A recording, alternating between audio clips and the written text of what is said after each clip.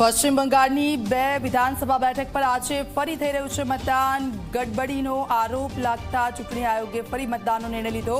કુલ મળીને 15 બૂથ પર થઈ રહ્યું છે મતદાન. જબલપુરમાં બનેલી ક્રૂઝ દુર્ઘટનાનો વિડીયો સામે આવ્યો. પાણીમાં જહાજ ડૂબ્યા બાદ પ્રવાસીઓને અપાયા લાઈફ જેકેટ. બેદરકારી બદલ કેવી કાર્યવાહી થશે તે સવાલ. જંબુ ડોડા રાષ્ટ્રીય રાજમાર્ગ પર ભૂસ્ખલનની ઘટના. રસ્તા પર કાટમાળ હોવાના લીધે ડોડા અને કિશ્તવાડ વચ્ચે માર્ગ પરિવહન બંધ. હાલ કાટમાળ હટાવવાની કામગીરી શરૂ.